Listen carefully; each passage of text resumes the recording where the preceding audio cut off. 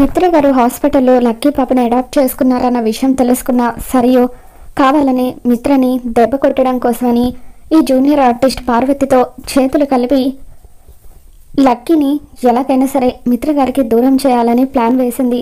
అందుకే లక్షలు ఖర్చైనా కూడా చాణక్య గారిని లాయర్గా పెట్టుకుంది. అలాగే పార్వతికి కూడా తన బ్యాంక్ అకౌంట్లోకి లక్షలు ట్రాన్స్ఫర్ చేసింది అని చెప్పి అర్జున్ అంటూ ఉంటే అప్పుడు చాణక్య జడ్జి గారు, యువ లాయర్ అయిన అర్జున్ గారు తనకు దొరికిన సాక్ష్యాధారాలతో బాగానే కట్టుకథను అల్లుతున్నారు. పార్వతికి సరియు కేవలం మానవత దృక్పథంతోనే సహాయం చేయాలనుకుంది. అలాగే పార్వతి నిజంగానే ఒక జూనియర్ ఆర్టిస్ట్. తను టైలర్ కూడా. చిన్న చితక వేషాలు వేస్తూ ఉంటుంది. కానీ దానికి ఈ కేసుకి ఎటువంటి సంబంధం లేదు కదా. DNA టెస్ట్లో లక్కీ పాపే తన కూతురని పాజిటివ్గా రిపోర్ట్ వచ్చింది. అంతకంటే గొప్ప ఆధారం ఇంకేం కావాలి జడ్జి గారు? అర్జున్ గారు అన్నట్టుగా నిజంగానే తన బ్యాంక్ అకౌంట్లో దేవి అని ఉంది. కానీ తన పూర్తి పేరు పార్వతీదేవి. ఐడెంటిటీ కార్డులో మీరు చెక్ చేయొచ్చు అని చెప్పి లాయర్ చాణక్య జడ్జి గారికి చెబుతూ ఉంటాడు. మరోపక్క లక్ష్మి పదే పదే ఎవరికో ఫోన్ చేస్తూ ఉంటుంది. ఇక ఫోన్ కనెక్ట్ అవ్వకపోవడంతో లక్ష్మి టెన్షన్ పడుతూ ఉంటుంది.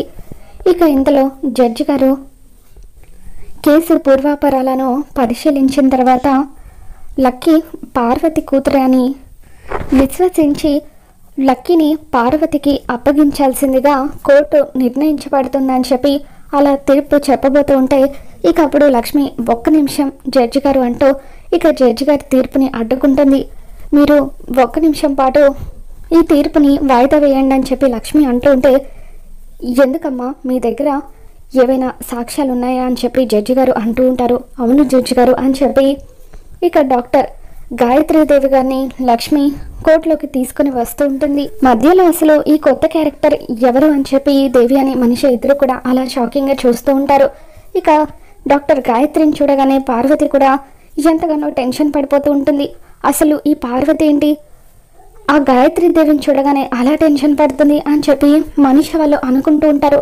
ఇక లక్ష్మి గాయత్రీదేవి గారిని అక్కడికి తీసుకుని వచ్చిన తర్వాత జడ్జి గారు ఈవిడ డాక్టర్ గాయత్రీదేవి గారు అని చెప్పి పరిచయం చేసిన తర్వాత పార్వతి గారికి 2016లో ఒక చిన్న యాక్సిడెంట్ జరిగిందని చెప్పి మీకు ఆ యాక్సిడెంట్కి సంబంధించి ఏమైనా గుర్తుందా అని చెప్పి పార్వతిని లక్ష్మి అడుగుతూ ఉంటే లేదు నాకేం గుర్తులేదు అని పార్వతి అంటూ ఉంటుంది. ఇక దాంతో లక్ష్మి జడ్జి గారికి వివరిస్తూ 2016లో పార్వతి గారికి ఒక యాక్సిడెంట్ జరిగింది. ఆ యాక్సిడెంట్లో ఆవిడ గర్భసంచికి దెబ్బ తగలడం వల్ల అనుకోకుండా ఆవిడ గర్భసంచిని తీసేయాల్సి వచ్చింది. గర్భసంచి లేకుండా ఏ ఆడపిల్లకు కూడా పిల్లలు పుట్టారు కదా జడ్జి గారు. సారీ, నేను ఈ విషయం తనని అవమానించడానికి చెప్పడం లేదు. కానీ ఈ పార్వతి అమ్మతనాన్ని అవమానిస్తుంది. అందుకే ఈ వివరాలన్నీ కూడా మీకు చెప్పాల్సిన పరిస్థితి వచ్చిందంటూ 2016లో తనకు గర్భసంచిని తీసేస్తే మరి 2017లో తనకు పాప ఎలా పుట్టింది అని చెప్పి లక్ష్మి జడ్జి గారిని ప్రశ్నిస్తూ ఉంటుంది.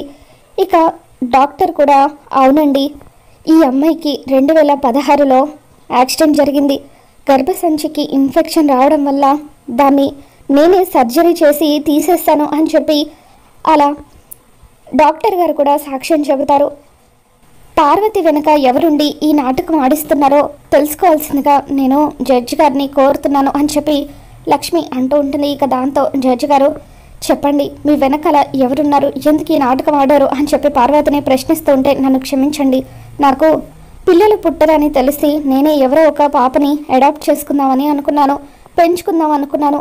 అందుకే మిత్రి గారి దగ్గర పెరుగుతున్న లక్కీ అనాథ అని తెలిసి తనని నా కూతురని చెప్పాను. అంతేకాని నా వెనకాల ఎవరూ లేరు అని చెప్పి పార్వతి అబద్ధం చెబుతుంది. ఇక దాంతో అమ్మయ్య మనీష నువ్వు బతికిపోయావని చెప్పి దేవి అని అంటూ ఉంటుంది. ఇక ఆ తర్వాత పార్వతికి 3 సంవత్సరాల జైలు శిక్ష విధిస్తారు. ఇక లక్ష్మిని అభినందించి చాణక్యను కూడా జడ్జి గారు మందలిస్తారు. లక్కీని తిరిగి మిత్రికి అప్పగిస్తున్నామని చెప్పి జడ్జి గారు చెప్పడంతో ఇక లక్ష్మి కేసు గెలిచినందుకు అంతా కూడా ఎంతగానో ఆనందపడిపోతూ ఉంటారు. ఇక బయటకు వచ్చిన తర్వాత అర్జున్కి లక్ష్మి వాళ్ళంతా కూడా థ్యాంక్స్ చెబుతూ ఉంటే నేను చేసింది ఏం లేదు, నేను ఇంతలా కేసుని వాదించానంటే దానికి సరైన సోర్సెస్ అన్నీ కూడా లక్ష్మి నుండే నాకు అందాయి అని చెప్పి అర్జున్ అంటూ ఉంటాడు. అవును లక్ష్మి, పార్వతికి గర్భసంచి లేదన్న విషయం నీకెలా తెలుసు అని చెప్పి అర్జున్, వివేక్ వీళ్ళంతా కూడా అడుగుతుంటే పార్వతి మన ఇంట్లో స్టే చేసినప్పుడు తను ఒక టాబ్లెట్ వేసుకోవడం నేను చూశాను, ఈ టాబ్లెట్ ఎందుకు వేసుకుంటున్నారని అడిగితే అవన్నీ మీకెందుకంటూ పార్వతి అక్కడి నుండి వెళ్ళిపోయింది. తను డస్ట్బిన్లో అయిపోయిన టాబ్లెట్ షీట్ వేయడంతో ఆ షీట్ మీద చూస్తే అది అర్జున్ వాళ్ళ అమ్మగారు వేసుకునే టాబ్లెట్ లాగా అనిపించింది.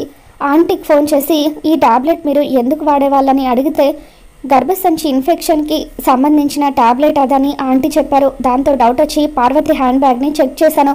అప్పుడే డాక్టర్ గాయత్రీదేవి గారి ప్రిస్క్రిప్షన్ నాకు కనిపించింది. ఇక ఆవిడ నెంబర్కి ఫోన్ చేసి ఆవిడతో అన్ని విషయాలు కూడా మాట్లాడాను.